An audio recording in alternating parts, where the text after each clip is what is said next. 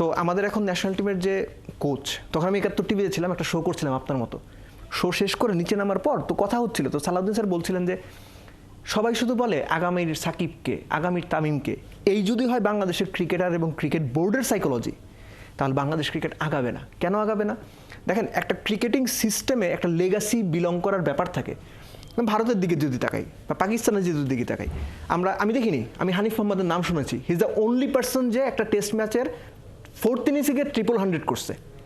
শুনে মনে হচ্ছে 300 run, but that was massive man, it was like mountain, মানে অলমোস্ট ইম্পসিবল জিনিস করা, near impossible, Herculean task. Hanif মোহাম্মদের লেগাসি জাহির আব্বাসরা ধরে রেখেছেন। তারপর আমি যাদের খেলা দেখেছি, let's say Saeed Anwar, let's say Younis Khan কিংবা ইউহানা কিংবা ইনজামাম, সো আপনি দেখেন যে লেগাসিতে কোন কোন প্লেয়াররা এসেছে।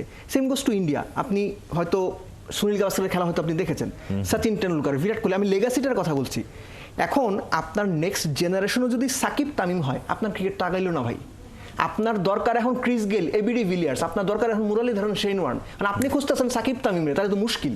আপনার তো সিরিয়াস প্রবলেম আপনার থট লেভেলে। মানে ওই যে দেব, যে জিনিসটা হচ্ছে যে আমরা এখন পর্যন্ত একজন কাকে আইডল ভাববো সেরকমই অনেকটা আমরা তৈরি করতে পারি না। আমরা কিন্তু কাউকে ছোট করতে চাই না।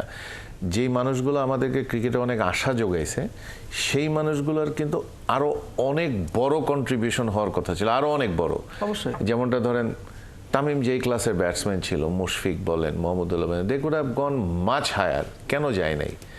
যদি আপনি খুঁজতে যান, আমার কাছে যেটা ব্যক্তিগত মানে, এটা again you will come back to that thing point, যে আমাদের ডোমেস্টিক ক্রিকেটে আমরা কেউ কখনো খেলি না। আমাদের ডোমেস্টিক, আজকেই দেখছিলাম কোথায় জানি, যে আফগানিস্তান নিয়ে যে আমরা কথা বলছি, আফগানিস্তানে যে লেভেলের খেলা হয়, ওই লেভেলের 10% খেলাও আমাদের দেশে হয় না। আমাদের দেশে ক্লাব ভিত্তিক খেলাগুলো হচ্ছে, একটা ক্লাব প্রিমিয়ার ডিভিশনে বলেন, ফার্স্ট ডিভিশনে বলেন, কয়টা ক্লাব খেলছে, কয়টা প্লেয়ার খেলছে, ঘুরে ফিরে একই প্লেয়ার। এবং আমাদের জাতীয় দলে যারা খেলছেন তারা অনেকেই কিন্তু অনীহা প্রকাশ করেন এই খেলাগুলো খেলার জন্য।